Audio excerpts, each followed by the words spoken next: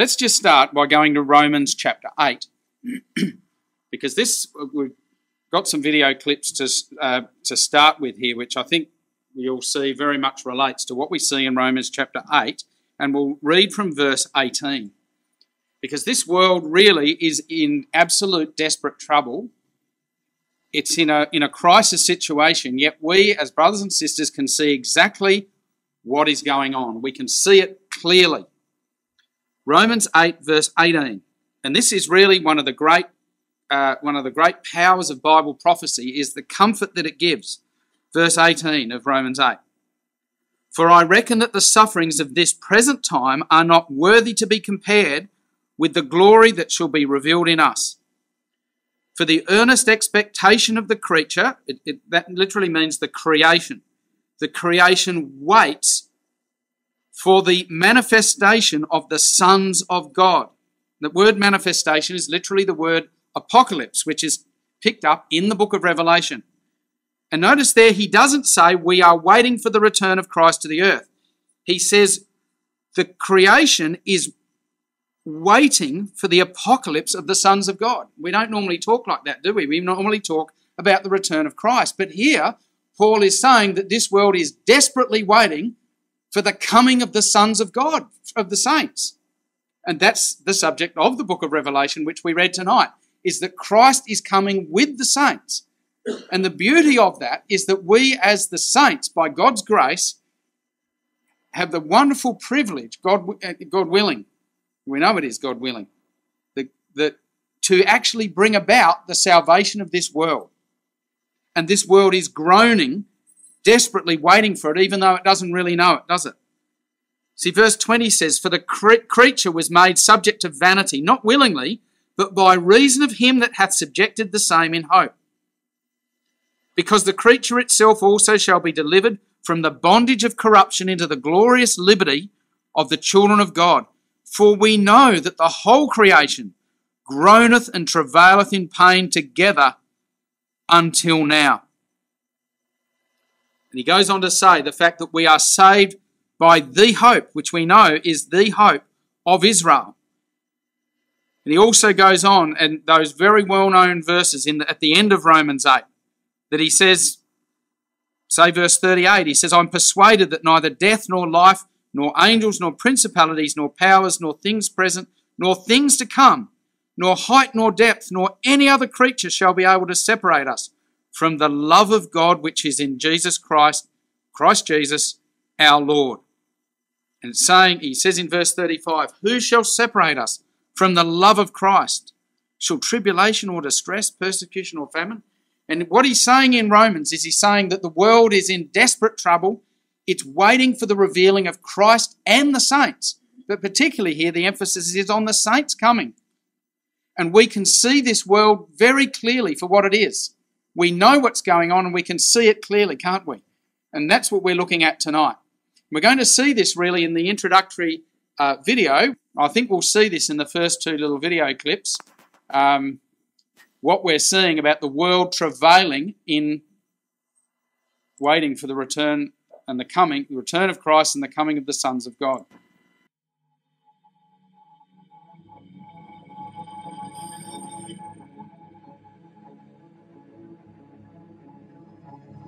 The United Kingdom is leaving the European Union.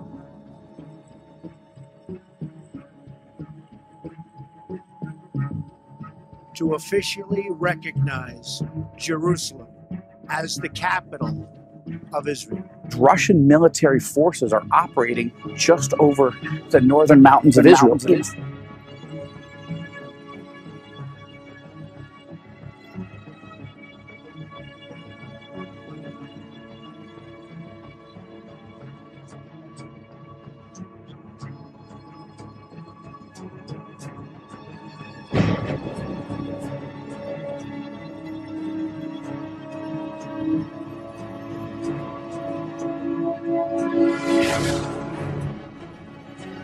Russia's war preparations here at the sprawling defense ministry.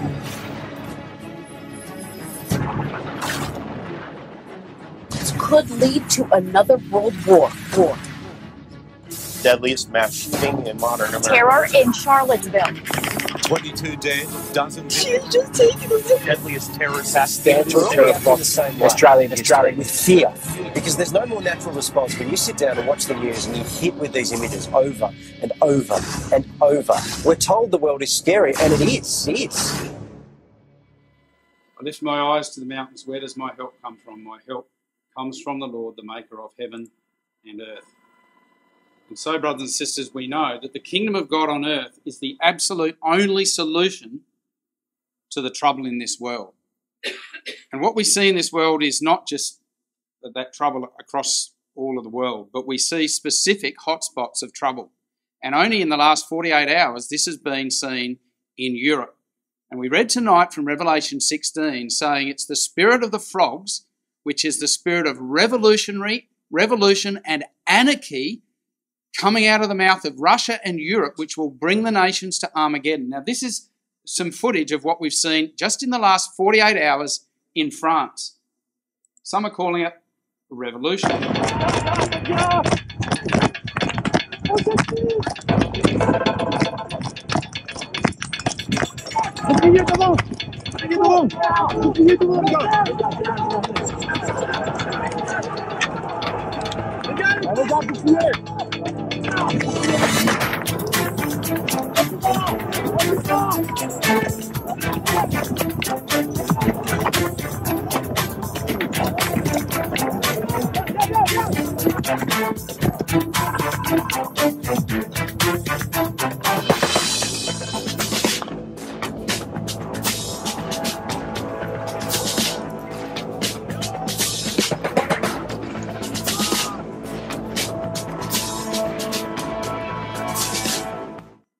So there we see just events that are happening in France, and that just came as a result. You've got 60,000 police officers that have had to be dispatched to deal with these protests simply because they raised a tax on their gas.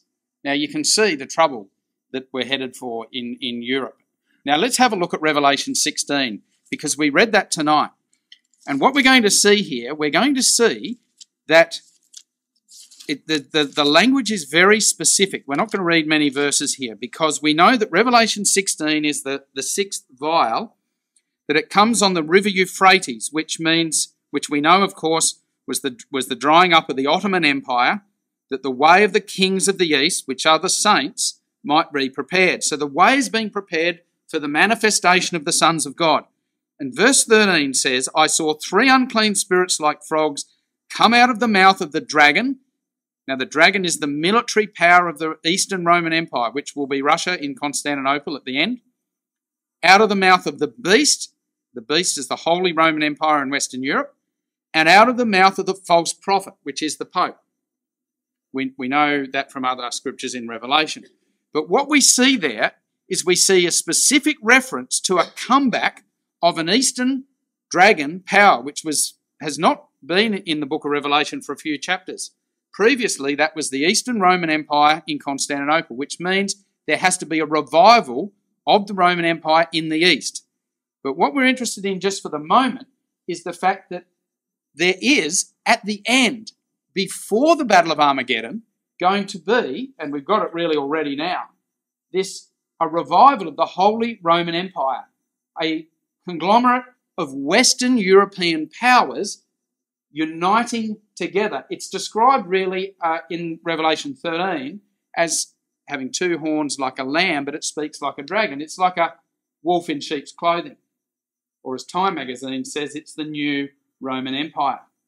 And that Holy Roman Empire lasted for 1,000 years. Now, the point of mentioning that is the fact that while Revelation 17 speaks of events after Christ's coming, there has to be in some way a united Western European power at the time of the Battle of Armageddon. Now, we know also from scriptures such as Ezekiel 38 that Gomer, which is Western Europe, is involved in the Battle of Armageddon as being with Russia at the time of the end, even though the main military power at the Battle of Armageddon is in the east. The main military power is Russia, but there is some assistance in some way, for probably religious reasons, from Western Europe. Now, we're not going to look at Revelation 17, but Revelation 17 describes then the rise of European Babylon. We've looked at this in past evenings. There's a picture there of them signing the European Constitution under the hand of Pope Innocent X, who was the presiding pope over the Counter-Reformation in the Dark Ages. But Revelation 17, it says that they will make war with the Lamb and the Lamb shall overcome them. So there's a development of this Western European system, firstly before the Battle of Armageddon and then after the Battle of Armageddon. Now this is important. This is an interesting little bit of symbology here. That's a very significant game of soccer this year, or as they would call it, football. The banner there, you notice there is a woman on the beast. That's the Champions League semi-final in Spain between a Spanish team and a German team. And you've got a woman there with a golden cup in her hand. Of course, the cup is the Champions League cup. But it's interesting, isn't it, to see that symbology coming through even at major sporting events like that. And the banner in Spanish says, "We defend the throne, conquer glory." That's the symbology that's constantly used in Europe, is this symbology of a woman riding a beast. It's a united Western European power. Now this is interesting because, and you'll see this is a very recent article from the Financial Review. I think it's the Financial Review. France calls for a Euro empire to take on the US and China. In fact, this man here is the French finance minister, Mr. Lemar, and says that France has launched a feverish campaign to shore up the euro before the next global downturn. In extraordinary comments, he says that Europe must become a form of empire like China and the US, willing to deploy its full economic, monetary, technological and cultural power on the world stage. I'm talking about a peaceful empire, he says, based on the rule of law. I use the term to sharpen awareness that we're going into a world where power matters. Europe should no longer shrink from deploying its power, he said. It's the first time that a top European politician has admitted openly that the logic of European integration is imperial. And those of you who know Revelation will know that the eighth head of the beast is a revival of the sixth. It's the imperial form of the beast, an empire. It's rather than a hybrid treaty club of nation states. Eurosceptics, that's people against this European system, particularly in Britain, have long made this case, arguing that an imperial EU will necessarily become authoritarian. Isn't that fascinating? So what we've got is, with Britain going through its Brexit troubles at the moment, European nations realising they need to strengthen that alliance together. Now, in Britain, there has been obviously a huge struggle at the moment with this whole problem. It's causing so much problem over this Brexit debate because to get out of Babylon is an incredibly difficult process. And here's a short little section from a debate that was held between one of these Eurosceptics, Nigel Farage, and someone who is pro-European, which is Nick Clegg of the Liberal Democrats, back in 2015. Now, have a listen to this. Nigel Farage, being a Eurosceptic, is presenting the case that Europe is seeking its army, an army, European army. Of course, Nick Clegg scoffs at that. Have a listen to this. This is 3 years ago. The whole point of this debate is 40 years on. 40 years ago, it was a common market. Now it's a European Union that wants an air force, an army, a navy, and wants to militarily intervene. Indeed, one of your own senior MEPs wanted missile strikes to be launched against Syria until you were beaten in the House of Commons. This country, Nick, has had enough of getting involved in endless foreign wars. These are dangerous. Whether it's you doing it or anybody else doing it, and there is no evidence. Hang on. There is no evidence that our military intervention in these countries is making life better. As I say, with you as Deputy Prime Minister, that's not the question. With you as Deputy Prime Minister, we bombed Libya, and it's worse now than it was then. And the answer to Charles's question is, I don't want to be part of a European foreign policy. The problem, but this is a dangerous fantasy. The idea that there's going to be a European Air Force, a European army, it is simply not true. The problem with people like Nigel Farage is they swing at windmills. They see conspiracies everywhere. I wouldn't be surprised if Nigel Farage soon tells us that the moon landing was a fake, that Barack Obama isn't American, that Elvis isn't dead. You know, it is not going to happen. I thought you believed in the European project. You and I both know that the whole point of the Constitution, which you supported, was to make the European Union an economic and a military superpower. No. And now you deny the fact they're trying to build a European Air Force. It is a dangerous fantasy. It's about what you said.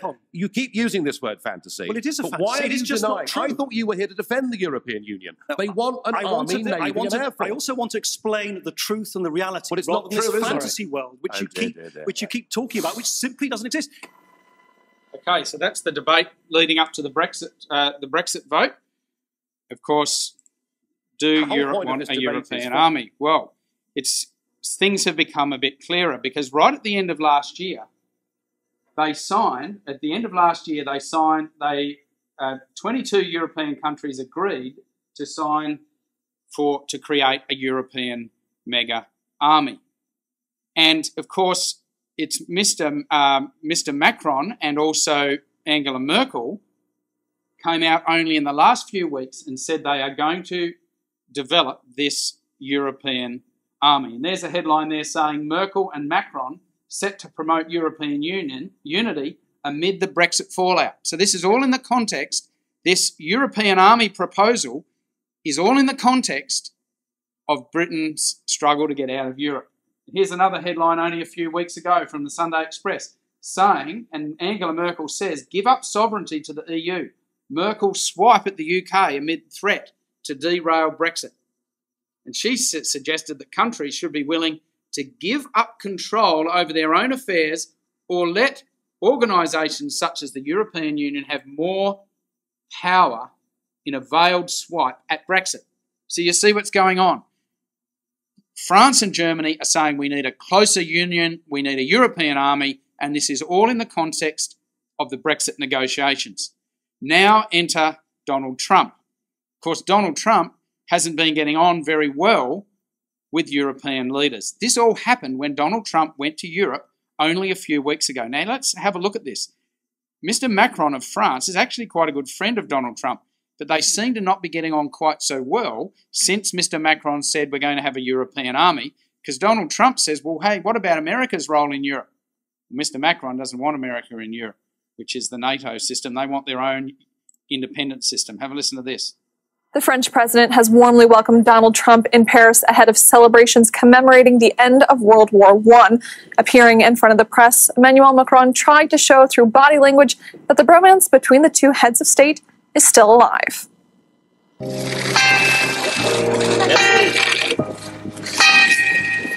we are...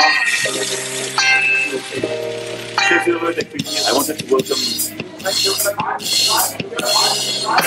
great solidarity between our nations.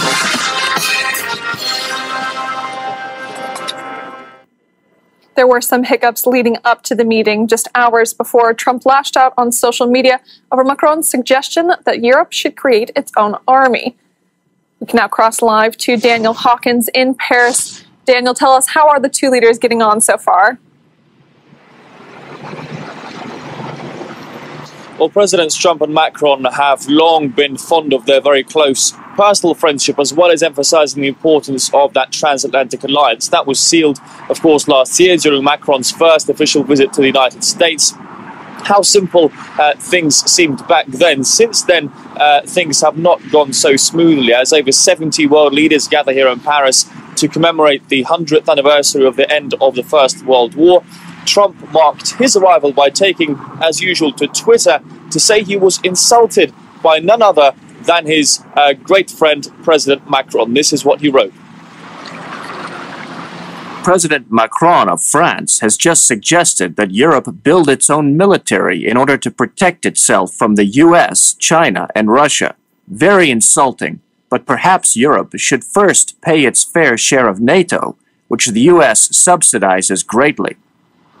Well, those comments, of course, refer to an interview Macron gave earlier this week on the radio, in which he said he favoured the creation of a joint European military task force, a 9-country task force, to address various threats, civilian evacuations, natural disasters, and also defending from state threats, with one particular country unusually thrown into that list. We need a Europe which defends itself better alone, without just depending on the United States, in a more sovereign manner.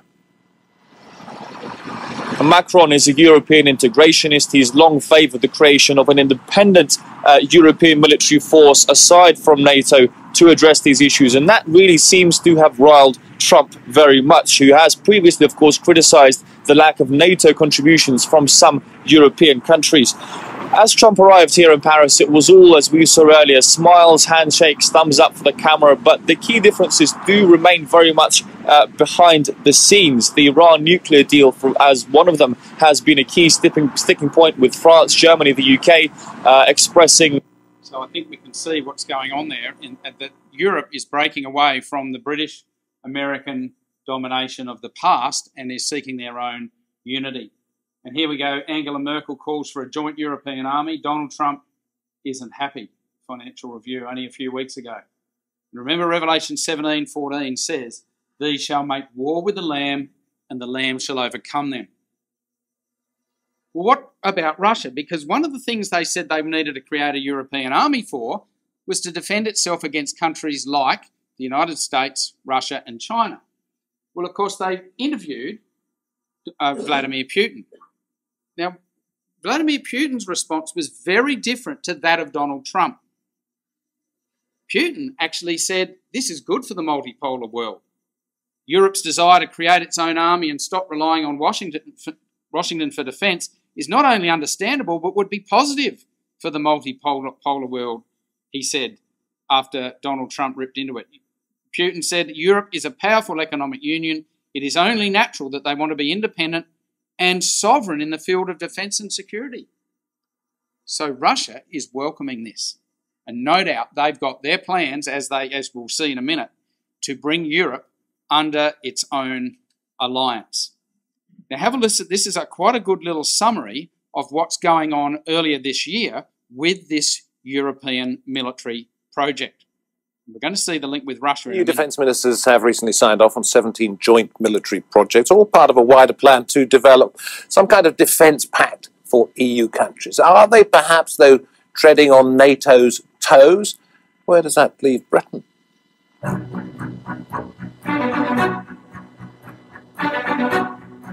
A defence pact to bolster the security of the European Union, allowing its militaries to align more closely. This is the beginning of a common work. We are definitely turning an historic moment in European defence. The first defence projects for the 25 participating countries have been agreed. But could they undermine NATO? With opportunity comes risk. The risk of duplicating what NATO is already doing. And what would this closer relationship mean for Britain, soon to be out of the European Union?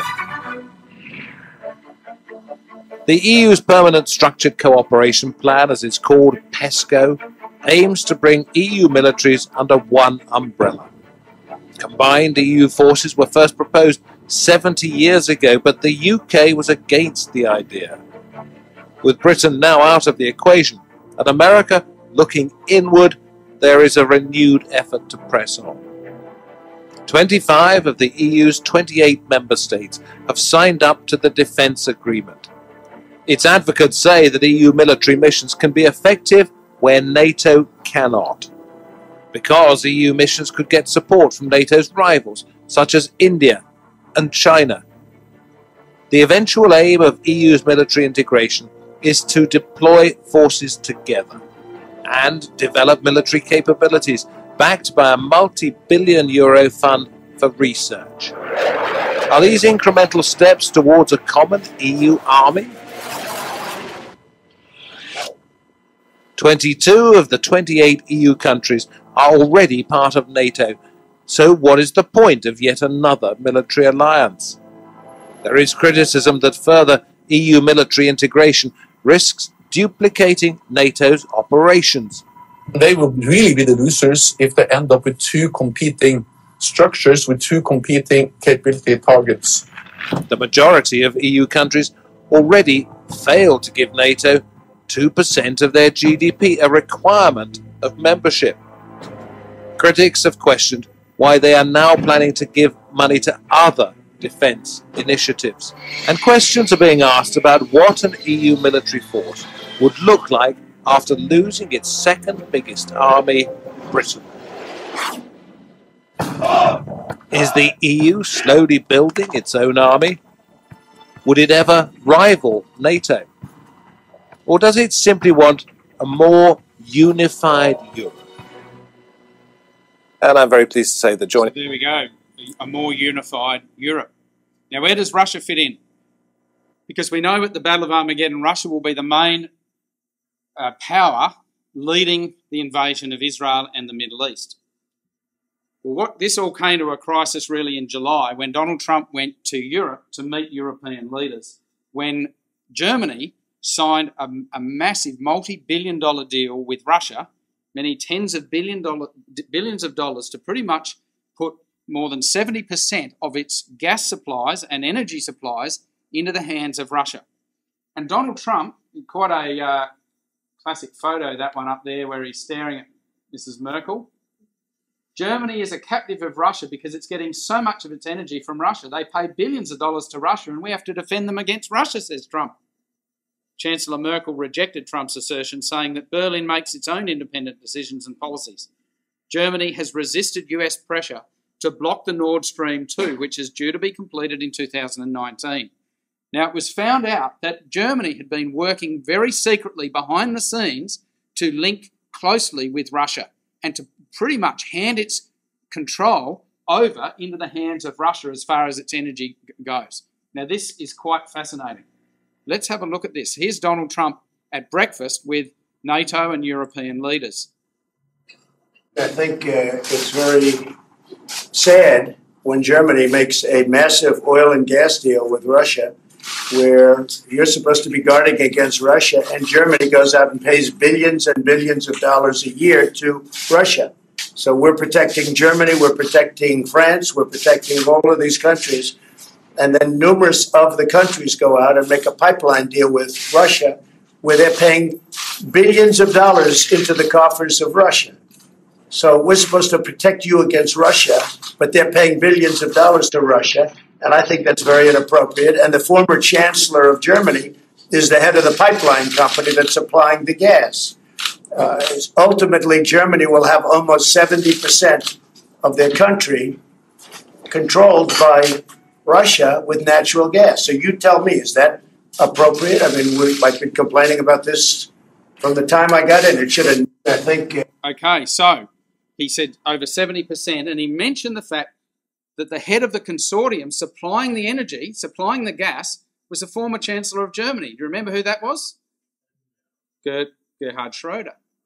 Now let's go back to a signing of a deal back in 2005. And this is when Vladimir Putin signed a deal with a very close friend of his who was the Chancellor of Germany at the time, Gerhard Schroeder. And it's taken this much time for this really to all come to fruition. This all started back then. Now watch closely. There's also controls the money. In 2005, Putin signs an agreement with Chancellor Gerhard Schroeder for a pipeline under the Baltic Sea, linking Russia to Western Europe, making it more dependent on Russian gas. But he doesn't stop there. The same year, he signs a treaty with another friend, Silvio Berlusconi, and the Turkish Prime Minister for the construction of the Blue Stream pipelines serving Central and Southern Europe. Gazprom's giant tentacles will not only engulf all European countries, but also Japan, China, and South America. So now we're now starting to see that come to fruition, where Russia is now really taking a stranglehold on Europe and has control over their energy supplies. Now this really brings us into Russia's role in the Middle East. And that map there really shows a summary of how we expect it to be at the time of the end. That when Russia moves into the Middle East, which pretty much already started to do that, Russia will actually be in control of the King of the North territory here, which is a Shiite more of a Shiite Muslim-dominated crescent in the north. Also, Russia will take control of this whole area to the north. We'll come in here and eventually take Egypt. But down to the south, Saudi Arabia, and there'll be a Sunni-dominated crescent backed by the America and Great Britain to the south. We have a north-south scenario at the time of the end. So we expect that Russia will be the dominant power from Daniel 11, Ezekiel 38, Revelation 16, and we'll see Britain and America in the south with more Sunni countries, such as Saudi Arabia particularly, that will resist hopelessly outplayed, will resist that invasion. Now, what has been a big event that's really taking place in the last 12 to 24 months is this struggle and Cold War between Iran and Saudi Arabia. We know that Iran has been very much strongly backed by Russia, Saudi Arabia backed by the United States, and probably a bit more in the background, Great Britain. In fact, Great Britain actually did sign a massive arms deal with Saudi Arabia only about 12 months ago. And this really shows, you'll see here, this major Cold War between Saudi Arabia and Iran, very much a north-south scenario. As a proxy war between Saudi Arabia and Iran. Next, RT's Jacqueline Vogel looks at whether the current Cold War between the region's most powerful countries could lead to a full-scale conflict. The rivalry between Middle East powerhouses Saudi Arabia and Iran is nothing new, yet it's becoming ever more tense with fears growing of a full-blown war. A missile launched by Yemeni rebels directed at Riyadh earlier this month has already got the Saudis talking about direct aggression and war. The coalition's command considers this a blatant act of military aggression by the Iranian regime and could rise to be considered as an act of war against the Kingdom of Saudi Arabia. Joy, go ahead. You know the might and position of the Islamic Republic. People more powerful than you have been unable to do anything against the Iranian people. You are not strong enough to do that. Wherever we look in the region, conflicts can often be boiled down to Saudi Arabia and Iran countering each other by proxy. The Saudi military campaign against the Houthi rebels in Yemen, backed by Iran. Saudi backing of Sunni rebel groups in Syria, while Iran supports the Assad government. You see what's happening? Yemen is a country just to the south of Saudi Arabia, right on the border of Saudi Arabia. Iran have backed the rebels in that country. Saudi Arabia see that as a major threat to its security and its existence. Of course, they see that Iran want to take Saudi Arabia and take all the oil wealth. It's a major problem. And that, as a result, Saudi Arabia have signed massive military deals with Britain and America in the last 12 months. Now, we know from Ezekiel 38 and other scriptures that Britain has a very close relationship with these countries there. See Yemen to the south there? There's been a major war that's gone on in Yemen in the last 4 or 5 years. Saudi Arabia have backed the government against the rebels. The rebels have been backed by Iran up here in the north. We know from many scriptures that Britain will be allied with Saudi Arabia at the end. Psalm 72 says, "The kings of Tarshish and the isles shall bring presents, Sheba shall bring gifts." So Britain is with, and Sheba will be there at the time of the end and will actually support Israel at the beginning of the kingdom of God. Isaiah 60, Sheba, the isles, and the ships of Tarshish. Isaiah 21 speaks of blessings that come upon Arabia. And Isaiah 23 says that Tarshish, which is Great Britain, is the latter-day Tyre, and that it will be allied with Saudi Arabia. So, very interesting considering the most recent events. And we'll just consider briefly now what we were calling here the emerging Anglo-American-Arab-Israel alliance. And Donald Trump last year went and met with, he's very closely allied with this man here, very controversial figure in the world, Prince Salman.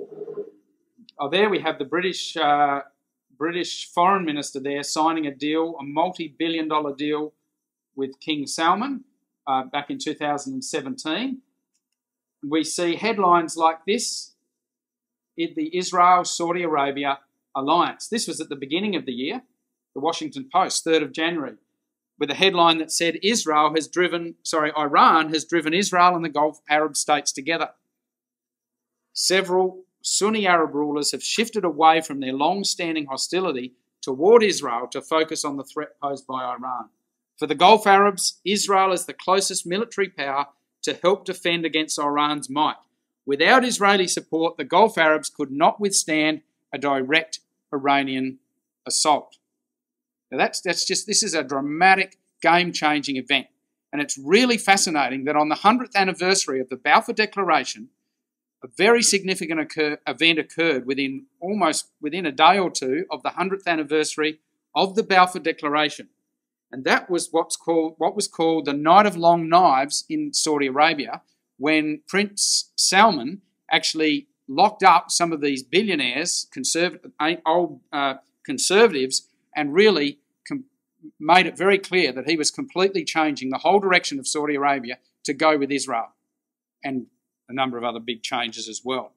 And this is the way the Jewish press, the Israeli news, is reporting these things.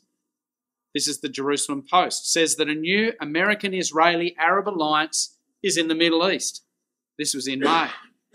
On May the 8th, the day of this year, the day US President Donald Trump announced that he's pulling America out of the nuclear deal with Iran, will mark the inauguration of a new American-Israeli-Arab alliance in the Middle East and a major realignment of US strategic interests. Now, isn't that fascinating?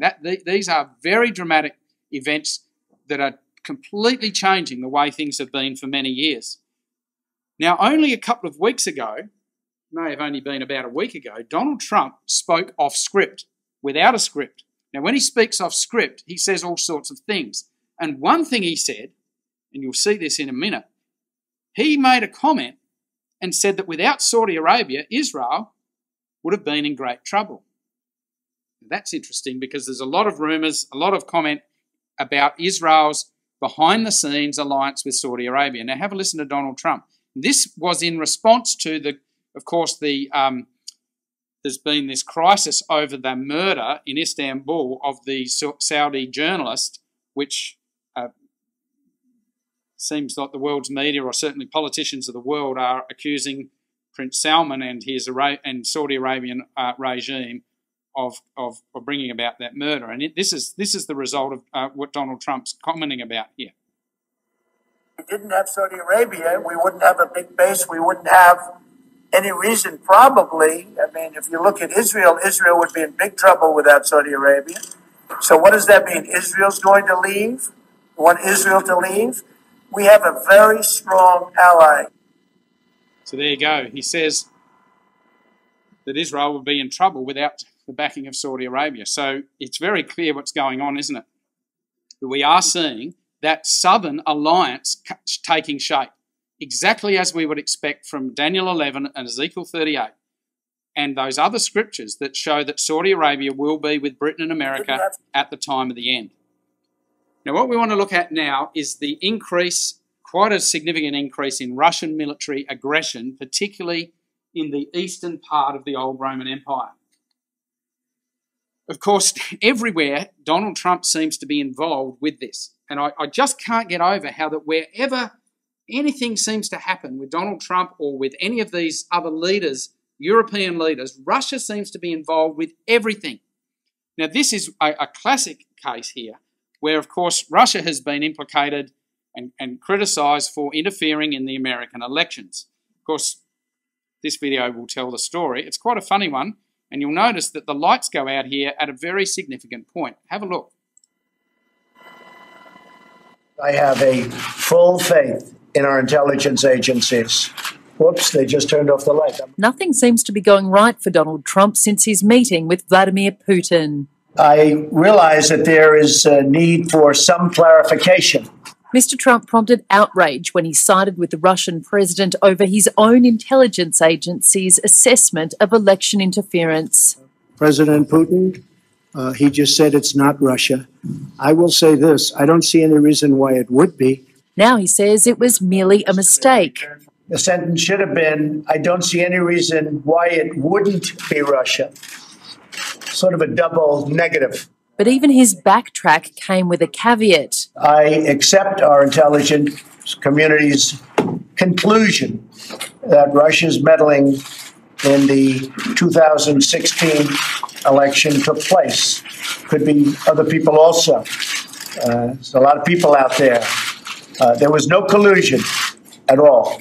Before the clarification, the criticism came thick and fast across party lines. Vladimir Putin does not share our interests. Vladimir Putin does not share our values. I think the Russians need to know that there are a lot of us who fully understand what happened in 2016, and it really better not happen again in 2018.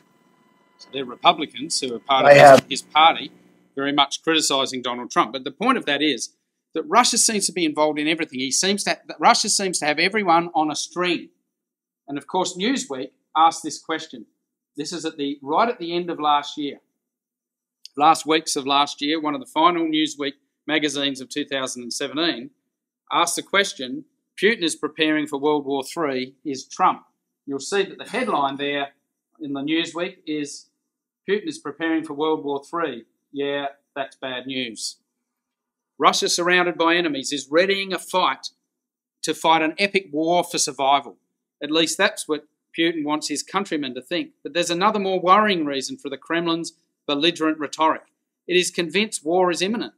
As long ago as 2013, even before the conflict in Ukraine, the Russian Defense Ministry's annual strategic plan, titled The Defense of Russia, predicted a serious global or regional conflict involving Russia before 2023. Quite interesting, isn't it? And this shows Russia's threatening attitude towards the United States and the world. Was provocative and threatening. Giant screens showing missiles raining down on Florida and what was billed as an invincible intercontinental cruise missile, a nuclear-powered cruise missile which Putin claimed could travel around any obstacle, and for anti-ballistic missile systems, he claimed, unstoppable. The missile shown headed toward the west coast of the United States. No one has listened to us, Putin said. You'll listen to us now. A U.S. official tells ABC News the missile is not yet in production.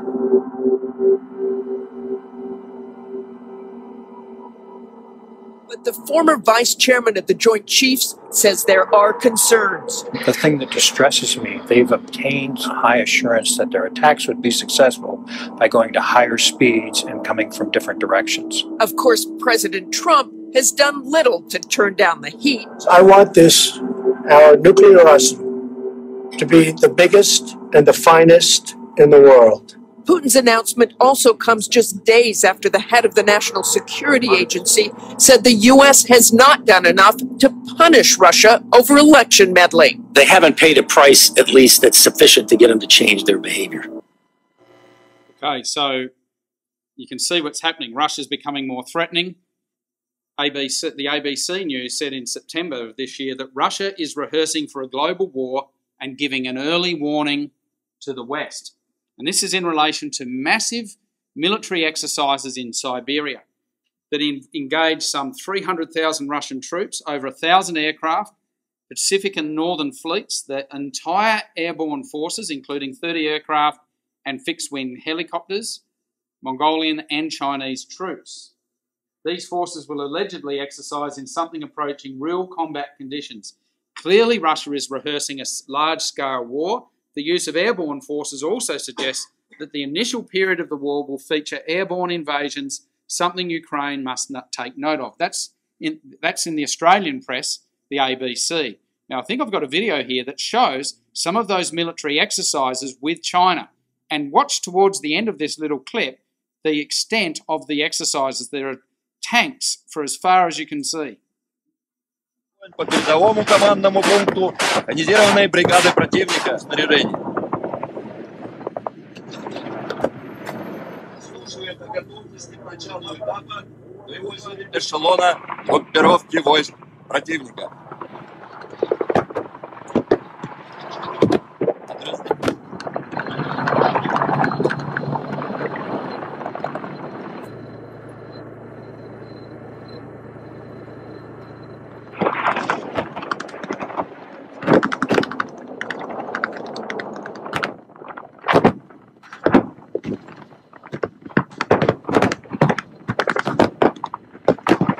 доставляет грузы на внешней подвеске. Данный способ десантирования используется десантом в местах, где невозможно. Прямо перед нами вы наблюдаете действия подразделений охранения мотострелковой бригады.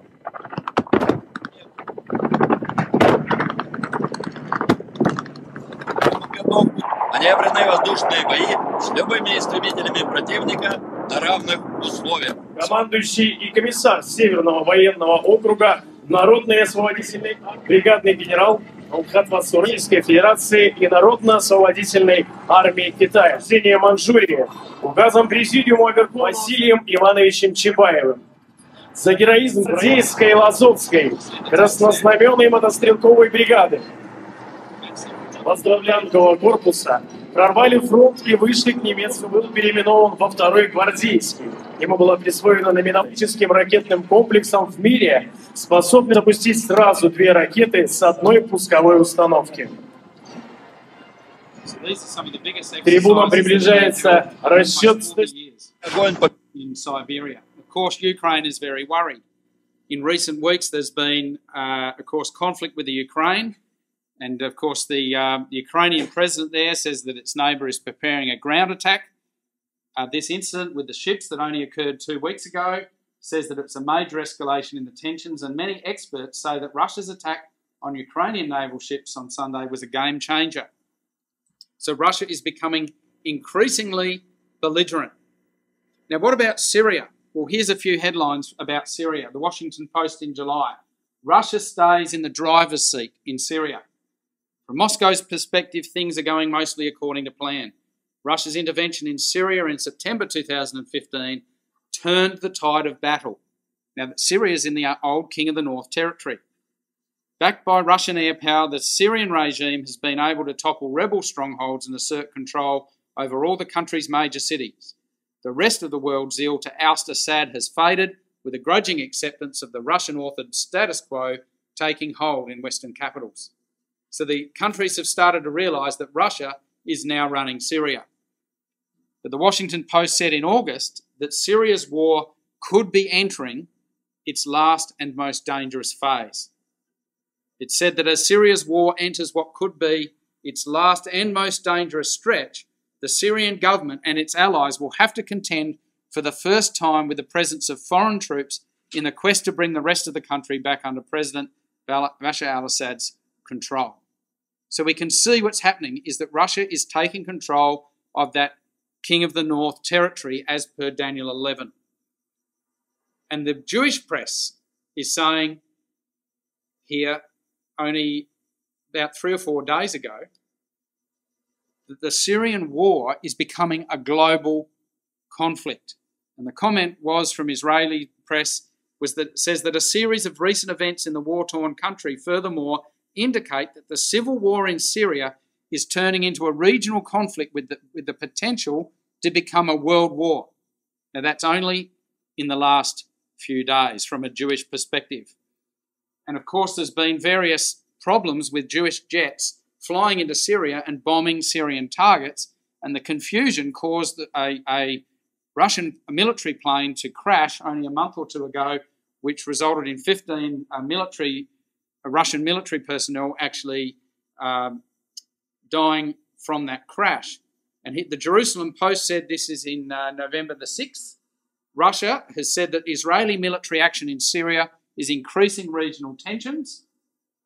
And the Russian foreign minister said that Israel is inflaming the region with its military actions, signalling that tensions remain between Moscow and Israel. Now, since that happened, they've sort of smoothed it all out. They've met, trying to make everything seem like it's okay again, which seems to be a constant story between Russia and Israel.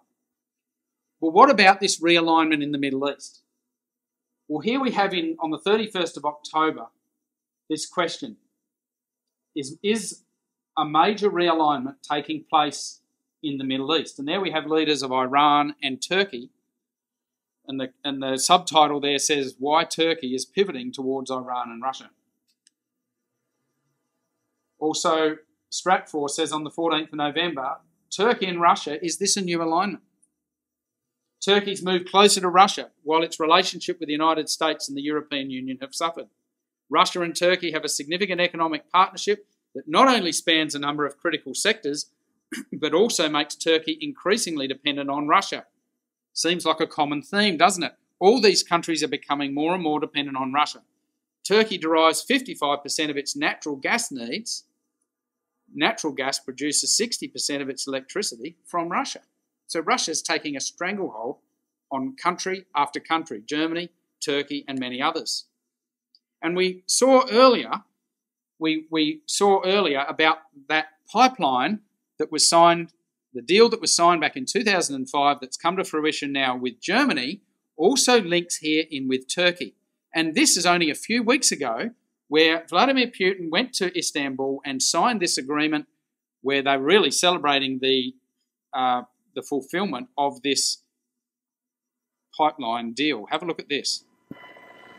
Turkey and Russia marked a milestone on joint energy cooperation as the offshore section of the Turk Stream gas pipeline has been officially completed, bypassing Ukraine and connecting the two nations. The Turk Stream gas pipeline is made up of two lines, each with a capacity to carry 15.75 billion cubic meters of gas. The first line is to transit gas to Turkish consumers, while the second line is expected to deliver gas to southern and southeastern Europe.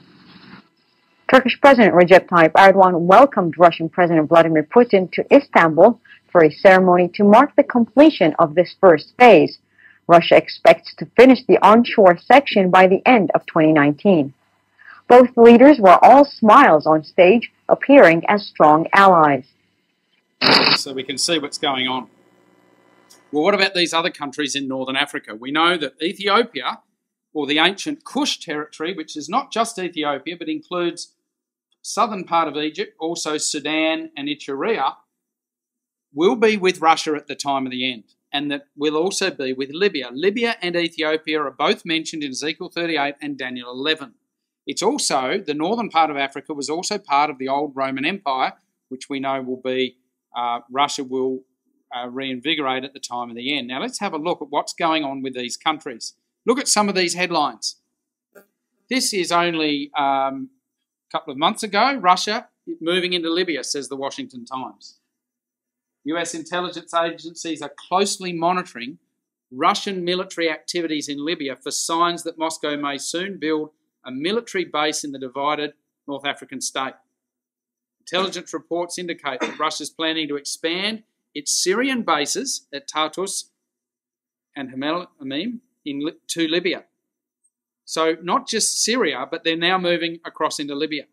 The push for a Russian military presence in Libya is being led by retired, he's not really very retired from what I can see, Major General Haftar, whose militia forces, the Libyan National Army, control eastern Libya.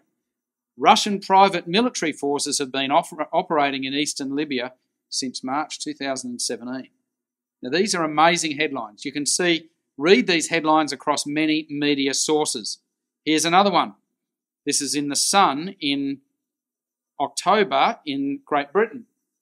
Putin troops in Libya. Russia sends troops and missiles into Libya in a bid to enforce stranglehold on the West. And Theresa May has been briefed on this as to what's been going on, and the British are very worried about it. Here's a similar headline in Fox News, which is in the United States, in October. Russia sends troops and missiles into Libya. It's the same thing, in a bid to enforce a stranglehold on the West. They've warned Theresa May. 2 Russian military bases are already now up and running in the coastal towns of Tobruk and Benghazi, using the cover of the controversial Russian private military company, the Wagner Group, which already has outposts there. Russia's devastating anti-ship missiles and the state-of-the-art S-300 air defence missile systems are also now believed to be on the ground in Libya.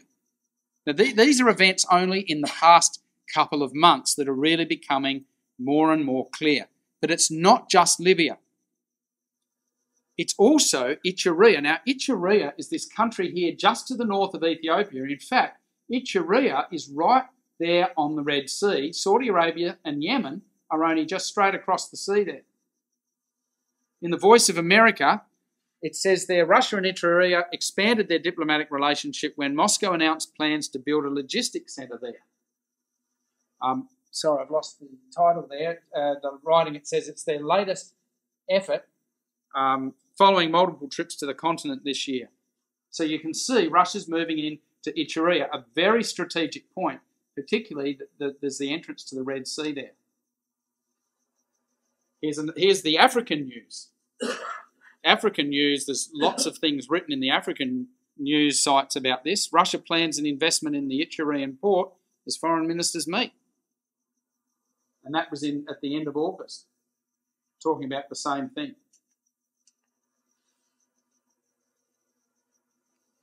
Now, here's a really interesting headline from The Guardian. This is in Britain. Russia's scramble for influence in Africa catches Western officials off guard. Russia's engaged in a frantic new scramble for influence, I think that's in Africa, which is being spearheaded by a rash of military cooperation and arms deals signed across the continent in 2018. The most recent was an agreement for a planned Russian logistics centre there in Eritrea, which gives it access to the Red Sea. And look at this comment, quite a comment here by one of the international officials. He said that honestly, if anyone had said last autumn that this was going to happen and that there would soon be so many Russian people on the ground, no one would have believed it, he said. Everyone has been struck by the speed at which this has got going, another observer told The Guardian. This is only a few months ago.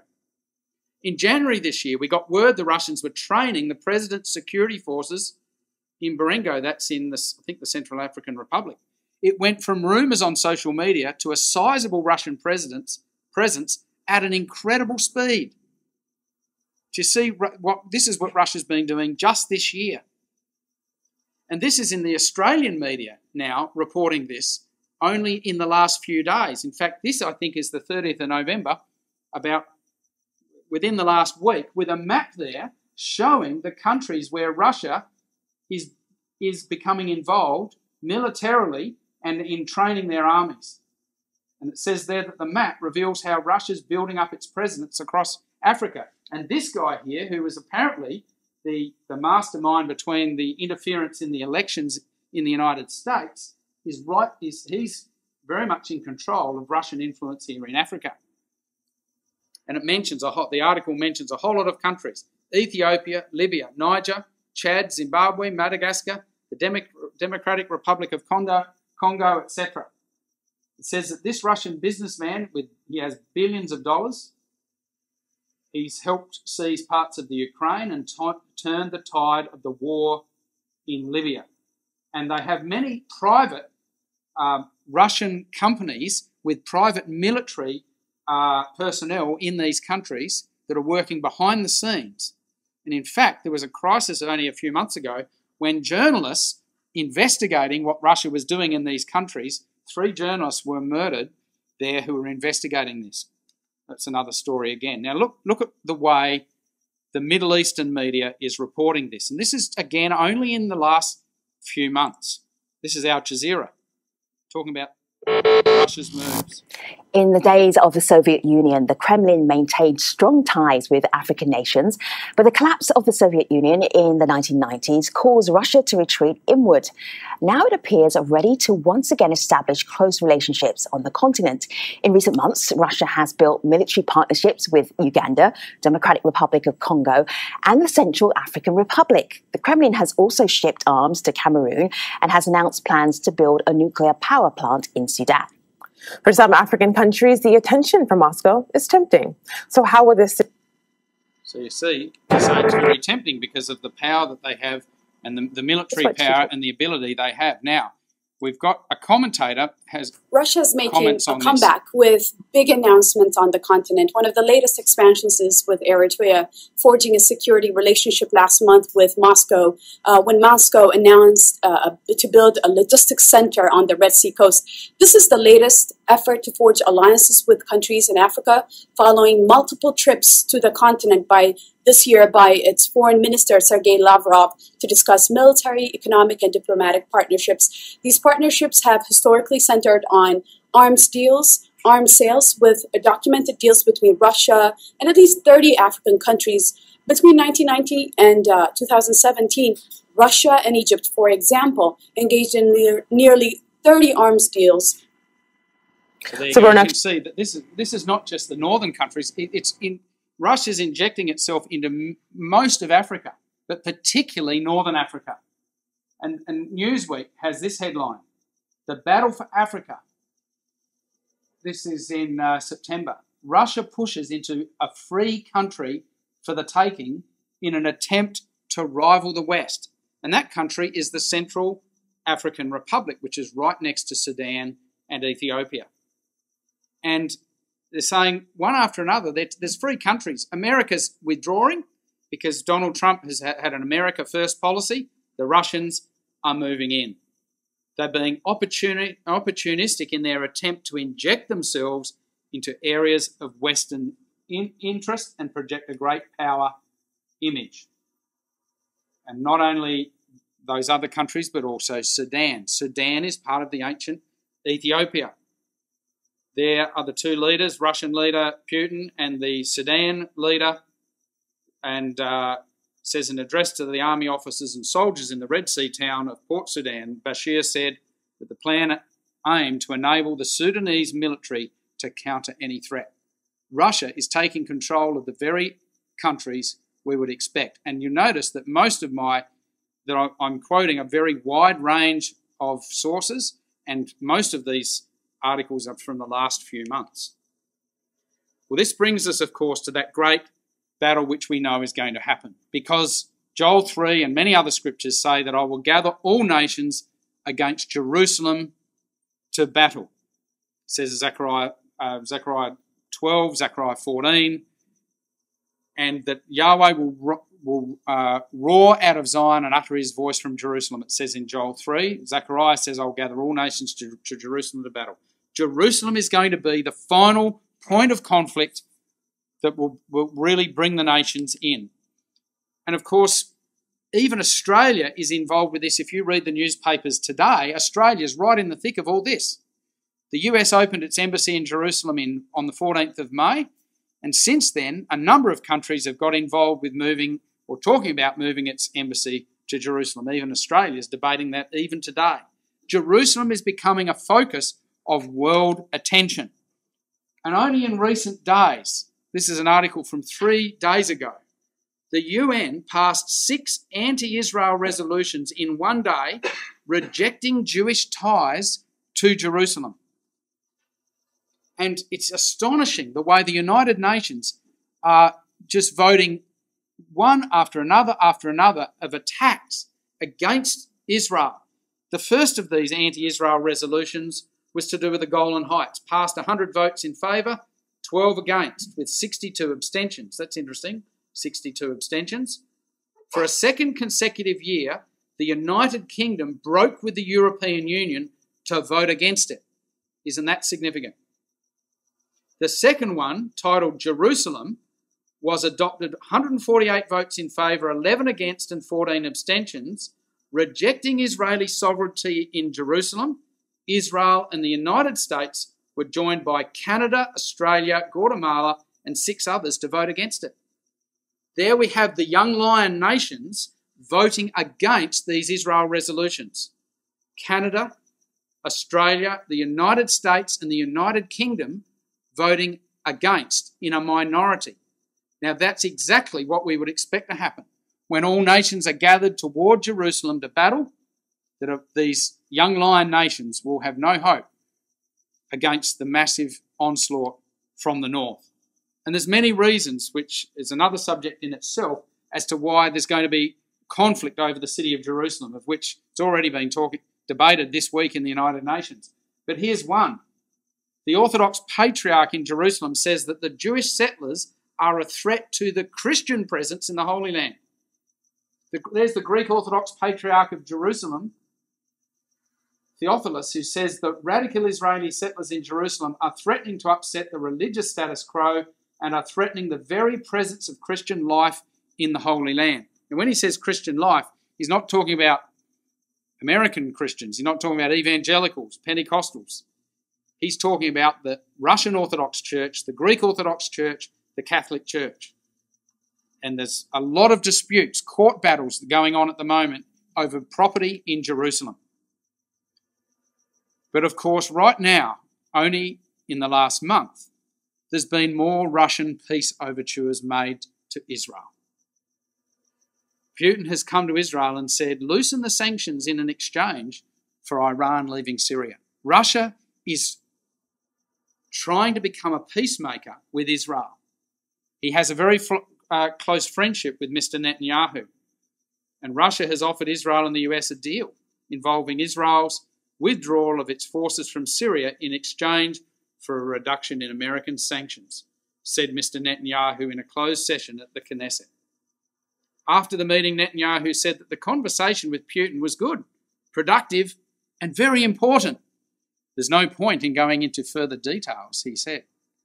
Now, we expect, of course, from Ezekiel 38, that Israel will be in a state where it thinks it's very confident, it thinks it's trusting in its own ability to have made deals with other countries to prevent its destruction.